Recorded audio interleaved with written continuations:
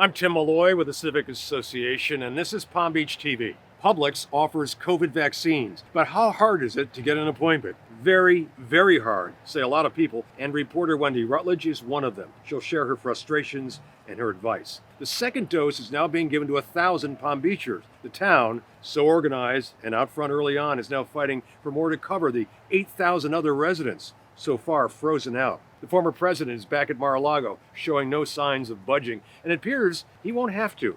A new Civic member credits fire rescue with saving his life. He tells his story of gratitude, and our fitness tips from the rec center just keep coming. Join us on Palm Beach TV.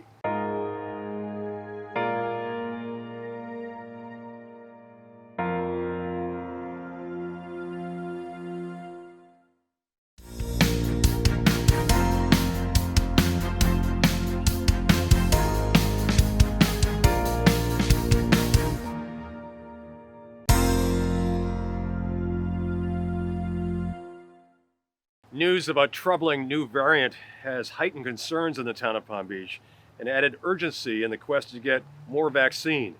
Here's the very latest. Town residents who received the first vaccine are now getting the second. There are continued efforts to secure more vaccines from the county and the state, but the fact is, there's no indication when more is coming. The county's infection rate has increased by 5%, while the town of Palm Beach, troublingly, has seen an increase of 8.1%. 33 new cases of COVID in town this week. And Publix is administering vaccine, but the process is online and infuriating, even for people who are internet savvy. And that includes our news manager and reporter Wendy Rutledge, whose several attempts began in the wee hours of the morning. It is 5:30 in the morning, and I have just logged into the website, which is publix.com/COVID vaccine/Florida. I tried this 2 days ago, the first day on Wednesday, and waited almost 2 hours and did not get an appointment. So I am logging in at 5:30 instead of 5:45 to wait until they open this portal at 6 o'clock. I am not really confident that I'll get an appointment this time, but since it is the only game in town, I'm willing to give it a try. So it's 5:49, been waiting almost 20 minutes, and the screen is the same. You might think I'm not on the right website, but having done this one time already, 2 days ago, I know that around 6 o'clock, this message will change and it will say that the site is live. So we just got to be patient, maybe 10 more minutes and I'll see that message. If you saw a flicker, that's also the page refreshing itself. That means we are somewhere in the queue. So it's 6 o'clock and the screen just changed to this message. Our vaccine scheduling system is currently live, but full with other customers. There is tremendous demand for the vaccine and a limited supply, so please be patient. Do not leave this page. So here I'll sit.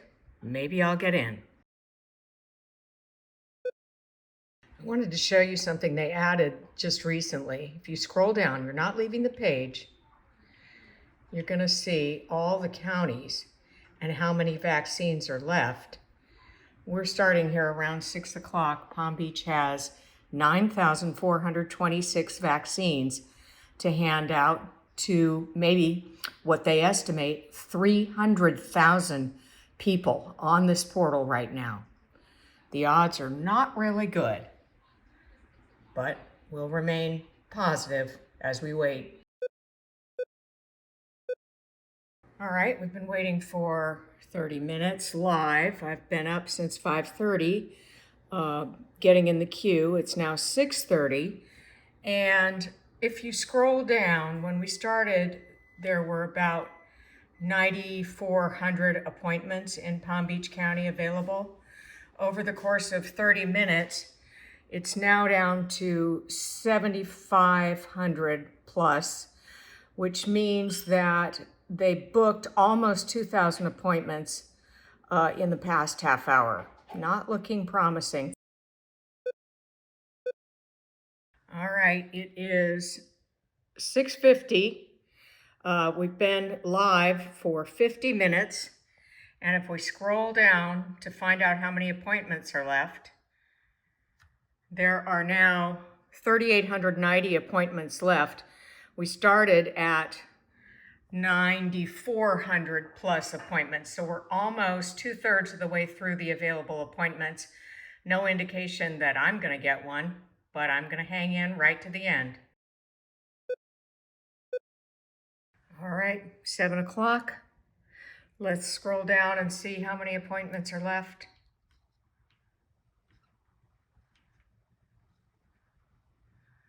And there are now 1,221 appointments left, going a lot quicker this Friday than it did Wednesday. I don't think I'll make it to 7:30, which is how long I waited on Wednesday.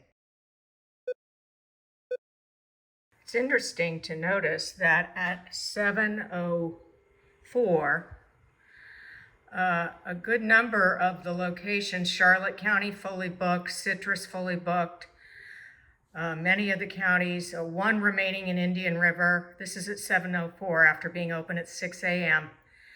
Palm Beach, there are now 464 appointments left. So in just over an hour, almost all of the Palm Beach County appointments have been booked. 7:08, 87 appointments remaining in Palm Beach County. 7:09, 2 appointments remaining in Palm Beach County. And at 7:11 in the morning, Palm Beach County is fully booked, no appointments remaining. Now, I can stay on and try to get an appointment in one of the other counties. So at 7:21, the only places where there are any available appointments are places like Santa Rosa County and Walton County. Well, they're in the Panhandle. What's that? 8 or 9 hour drive. I think I'm done. I'm not going there for my shot. It is heartbreaking and it is very cruel, but whenever there's a crisis anywhere, there are people willing to exploit other people for their personal gain. There are COVID scams out there, and the targets are usually the elderly. People are very vulnerable right now. People are afraid and people are desperate. So there has to be some sort of COVID scam out there. There always is. Sure. What we've had in the past is people calling for access to PPE or making PPE available at a larger cost. We've also heard of, not here, but I've heard of people offering access to vaccinations. Okay? If someone solicits you for a vaccination, you should call us right away. That's not what we're doing. We're putting that information out. Publix is putting that information out. We don't want anybody to put themselves at risk for vaccination that doesn't work or a cost for a vaccination they shouldn't be paying. President Trump continues to live in his Mar-a-Lago resort, and there's every indication he will continue to do so with no formal challenge. This issue has been top of mind with the town council since the president left Washington, whether to confront Trump on the possible breaching of an agreement made back in 1993 or let him stay in Mar-a-Lago. Though discussion of the nearly 30-year-old deal is on the council's agenda, it appears that being designated as an owner/employee of the club will allow Mr. Trump to continue living there. The former president and former First Lady Melania Trump changed their residency from New York City to Mar-a-Lago back in 2019. There's a big difference in town that you've probably noticed now that former President Trump is just Donald Trump and living back in town, everything from air traffic to road traffic to foot traffic. A lot of ways, we're sort of back to normal. Nothing's going to change for us. We're going to continue to provide the same level of service to the community like we've always done. I think we're going to continue to maintain a healthy relationship with our local, state, and federal partners to ensure that former president's safety and security. But we're going to, again, provide the same level of service to our community that we've always done before. So you don't have people posted there? No, not right now, where there's not a need for it. But if there was a need that it would arise for us to do that, I'm sure the chief would have a plan in place with contingency. We talk a lot about the response time and the professionalism of our fire rescue folks here in town. Fortunately for most of us, these stories are all anecdotal. But for Martin Kern, a local resident, it was real and it was urgent. At 80 years of age, Marty Kern looks fit and healthy, which he is. But on a day back in November, something frightening happened. My blood pressure evidently dropped and I got very dizzy. I passed out, and my significant other, Darlene, was able to call the concierge, and literally in 2 or 3 minutes, the rescue was here. They calmed Darlene down. I was out for probably 15 minutes. When I woke up, I was already in the ambulance on my way to JFK Hospital. And during the ride over, these were the most professional, and I was in the Air Force in a medical group, and these fellas were as professional. They were just outstanding in terms of calming me down, taking care of my immediate needs. And Marty Kern had a special appreciation for skilled emergency response. He spent 6 years as a staff sergeant in the Air National Guard's 150th Air Medical Group, which flew patients in C-119 aircraft to emergency care. Marty knows his 3 responders by first name. Since he cannot reward them other than to give them a hearty thanks, which he has, in his mind, he's doing the next best thing. My repayment was to join the Civic Association, and next is to make a donation to the Fire Rescue Organization, because these guys do a great job. We had a refreshing cold front blow through Florida earlier in the week, at least Florida's version of cold. But take a look at what you were missing at precisely the same time 1,400 miles to the north in Vermont. This is central Vermont, which, like much of the Northeast, was slammed by the early February nor'easter. Unlike the West, where so far the snow season has not exactly met expectations, New England and upstate New York have been slammed by heavy snows, very cold temperatures. Ski season has been great. The downside is the threat of COVID combined with the limited mobility brought on by the weather has made it a tough time for the snowbound. We expect another cool front here this weekend, but there are no doubt folks in New England who would embrace the high 60s that we expect here. One of the many missions of the Civic Association is to help our neighbors. Members of the Critical Needs Committee of the Palm Beach Civic Association have answered the call again to meet the ongoing need for food in our county. Last spring, Palm Beach Civic Association President Mary Robinson, Michael and Deborah Pusillo, Michael Peacock, and others spearheaded a drive to partner farmers in the Western communities with the food bank, and they netted a contribution of $250,000. Now, for the second time, this group inspired donors to step up again and give to the Nourish Our Neighbors in Need campaign. The second round of giving raising an additional $200,000 to meet the challenge of feeding a substantial number of people newly food challenged due to COVID-19. And people that have never had to come for food assistance before are coming out all over, very humbly, asking for some assistance to kind of make ends meet. They've got kids home from school, they're homeschooling, people have lost jobs. There are a lot of people in the Palm Beach area and the Palm Beach Civic Association who are very aware of the suffering of our fellow human beings in our community, and they volunteer without being approached. We appreciate all those who stepped in before year end, but the need is still there, and there are plenty of places we can buy food from local growers, and again, continue that win-win with helping our community and also helping those in need. The Nourish Our Neighbors in Need campaign will continue through the end of the fiscal year in April. If you'd like to help out and contribute, please call 561-725-4006 or visit palmbeachcivic.org.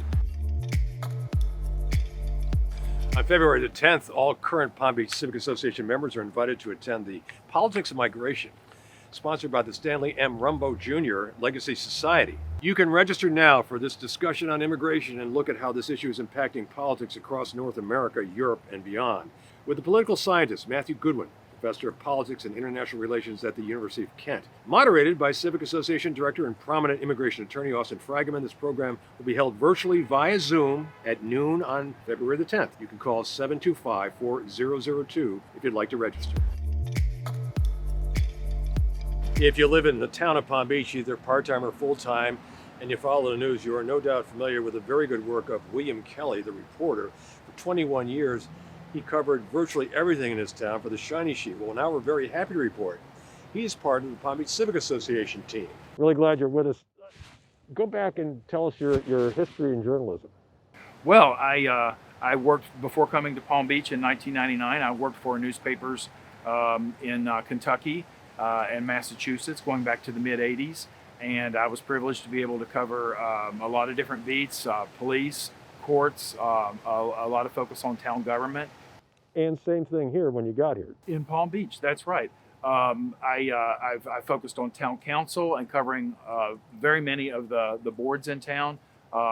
Privileged to be able to write about issues that I think the residents care most deeply about.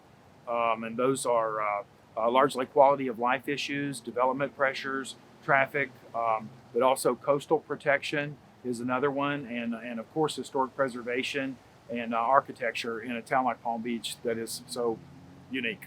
And you're going to bring a print element to our work here. Of course, we do sort of a TV thing, but what are you going to do for us in print?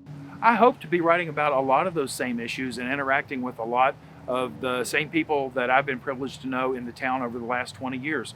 The town's population is one that tends to be very much civically involved and cares passionately about protecting the quality of life in the town. And so they're a great bunch of people, and it's a privilege to be able to work with them. Glad you're with the Civic Association. Glad you're here. Absolutely. Thank you. Thank you.